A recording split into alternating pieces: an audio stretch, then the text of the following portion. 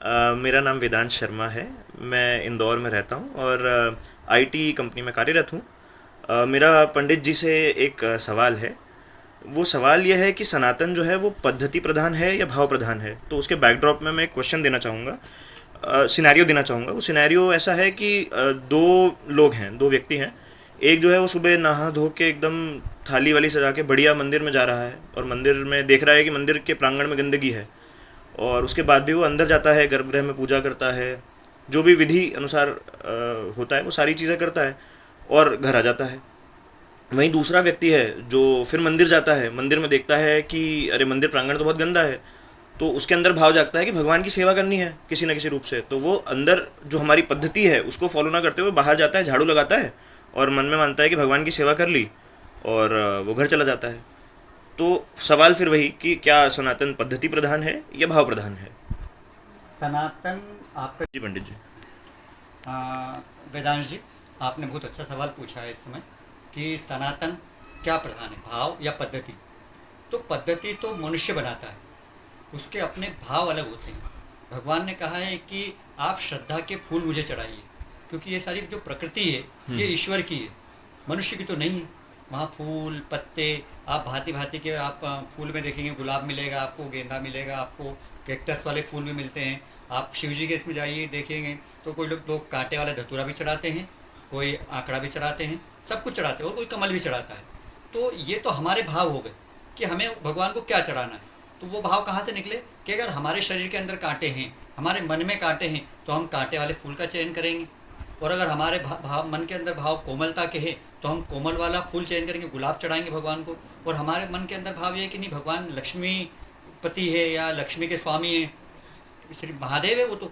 तो फिर वहाँ अपन क्या कहते हैं, सब कमल का फूल लेके जाते हैं, कमल चढ़ाते हैं। तो आपने इस चीज़ से ये अनुभव किया होगा, कभी भी जाइएगा आप मंदिर में, आप मंदिर गए, आपने अपने चरण पादुका कहीं उतारी, पास में फूल वाला होगा, तो आपके मन के अंदर वो जब टोकरी देने लगेगा तो आपके अंदर ये भाव आता है कि मैं टोकरी में क्या सामान लूँ। कई बार होता है कि हम श्रीफल लेते हैं, कई बार होता है श्रीफल नहीं लेते हैं। कई लोग बोलते हैं साहब चुनरी चढ़ा दो माता मंदिर में। हमारे अंदर भाव नहीं, इतनी चढ़ाना नहीं है हमें। आप कुछ नहीं लेके गए, आपने केवल मिठास लेके गए, चिरौंजी के दाने लिए, आप चले गए। तो आपके अंदर मिठास थी, देवी मंदिर में जाने की, तो आप मिठास लेके गए। अब ये तो चढ़ाने वाली चीज़ें हो गई। लेकिन अब आपके जो क्वेश्चन पे आते हैं कि एक व्यक्ति जो सुबह से पूजा पाठ कर रहा है, सुबह 6 बजे उठ के मंदिर में आया है, पुजारी जिसको कहते हैं, वो वहाँ आरती की थाली लगा रहा है, सब कुछ कर रहा है, घंटी बजा रहा है, और उसके बाद वो चले जाता है। उसके बाद एक दूसरा व्यक्ति आता है, वो देखता है कि यहाँ पर कुछ बहुत सारी चीज़ें हैं। कि चीज़ें किस प्रकार की है कि इधर कचरा पड़ा हुआ है, उधर कचरा पड़ा हुआ है, वहाँ कुछ चीज़ें खराब हो रही है। तो वो वहाँ पर बैठ जाता है और सोचने के बाद में वो उस चीज़ पर विचार करता है। विचार करने के बाद में वो उस सब चीज़ को, पंडित जी तो है नहीं वहाँ पर मंदिर में, तो वो वहाँ पर साफ़ सफाई करता है।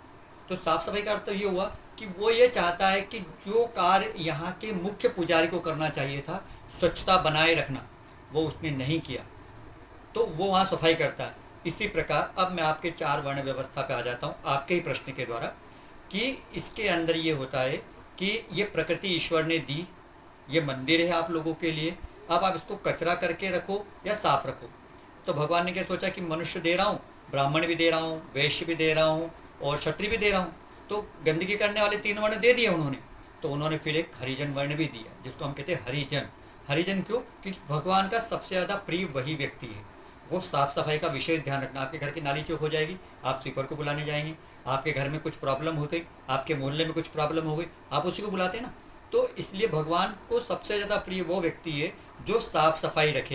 पहले अपने मन की शुद्धि रखे, अपने शरीर की शुद्धि रखे, अपने विचारों की शुद्धि रखे, अपने परिवार में सब लोगों का ध्यान रखे, उनके विचारों का सम्मान करे। तो ये शुद्धि एक जगह से शुरू नहीं होती है, हर जगह से शुरू होती है। चाहे वो घर हो, मोहल्ला हो, गांव हो, देश हो, या फिर राष्ट्र हो पूरी तरह से, या विश्वधरा हो।